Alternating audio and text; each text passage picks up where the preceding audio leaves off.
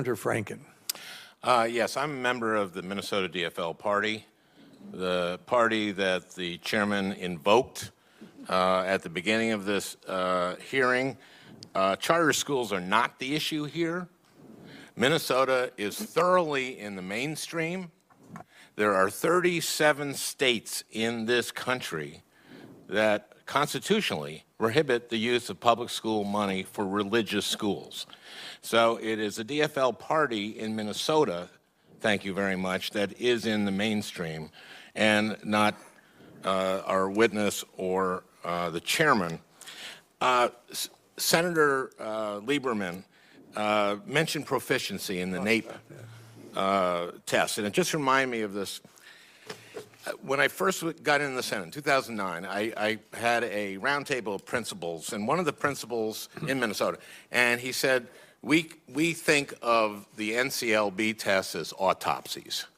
And I knew exactly what he meant, because what he was saying is that the students take the test in late April. If they're lucky, they get them back in late June. The teachers can't use the results to inform their instruction. So I saw that in Minnesota, that in addition to the NCLB test, a lot of schools, majority of schools, were taking a computer adaptive test. A computer test so you get the results right away, and adaptive so that you can measure outside of grade level. And this brings me to the issue of proficiency, which the Senator cited, versus growth. And I would like your views on the relative advantage of measuring, doing assessments and using them to measure proficiency or to measure growth. Well, thank you, Senator, for that question. I think if I'm understanding your question correctly around proficiency, I would also correlate it to competency and mastery, so that each student is measured according to the advancement that they're making in each subject area. Well, that's growth.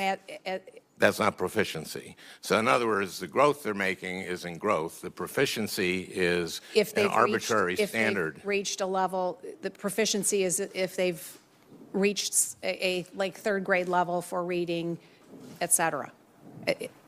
No, I'm talking about the debate between proficiency and growth. Yes. And what your thoughts are on them.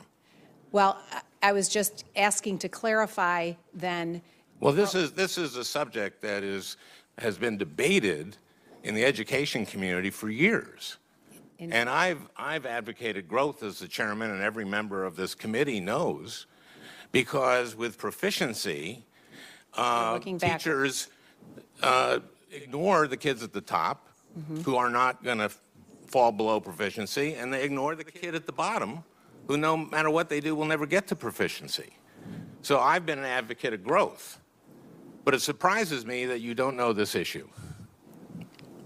And, Mr. Chairman, I think this is a good reason for us to have more questions, because this is a very important subject, education, our kids' education.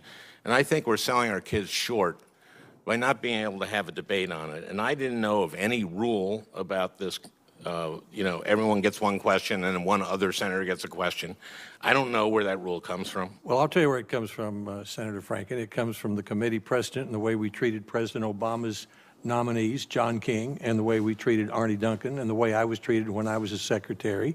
But I'm all going of to us apply. have more I'm applying the same rules to them, to Secretary DeVos, or to Mrs. DeVos. Well, I think we're selling our kids short by not being able to ask follow-up questions, and I was kind of surprised. Well, I'm not that surprised that you did not know this issue. Mrs. DeVos, your family has a long history of supporting anti-LGBT causes, including donating millions of dollars to groups that push conversion therapy, the practice of trying to change someone's sexual orientation or gender identity. For example, you and your family have given over $10 million to Focus on the Family, an organization that currently states on its website that, quote, homosexual strugglers can and do change their sexual behavior and identity. Mrs. DeVos, conversion therapy has been widely discredited and rejected for decades by every mainstream medical and mental health organization as neither medically nor ethically appropriate. It has been shown to lead to depression, anxiety, drug use, homelessness, and suicide, particularly in LGBT youth. In fact, many of the leaders and founders of conversion therapy including both religious ministries and mental health professionals, have not only publicly renounced it, but have issued formal apologies for their work and how harmful it has been to the individuals involved. Mr. Chairman, I would ask that this be included in the record. It will be. Mrs. DeVos, do you still believe in conversion therapy? Senator Franken, I've never believed in that. First of all, let me say I fully embrace equality, and I believe in the innate value of every single human being, and that all students, no matter their age, should be able to attend a school and feel safe and be free of discrimination. So let's start there. And let me just say that your characterization of contributions, I don't think accurately reflects those of my family. I don't. Well, you've been- I would hope that you wouldn't include other family members beyond my core family. Well, in terms of throwing numbers around, you said that student debt has increased by 1,000% since 980% in 8 years. I'm sorry? 980%. That's just almost not so. 1,000. It's increased 118% in the past 8 years.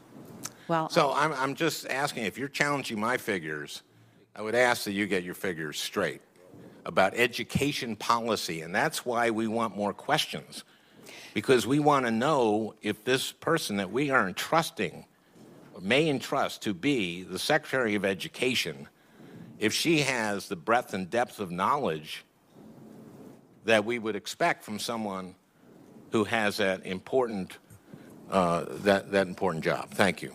Thank you, Senator Franken.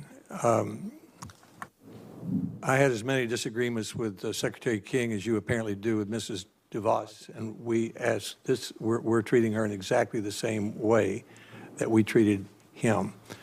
And I think that's what I would call the golden rule. I did not hear one member of the committee ask more questions. And here, virtually every member of the minority is asking to ask more questions. And that's a very substantial difference. We have, because you've got a nominee of the Republican Party. We're not going to treat a Republican nominee differently than we treat a Democratic nominee. We've had the same situation with both of President Obama's nominees. I don't think So it's we'll go appropriate for me to to the argue next. with you. Chairman, I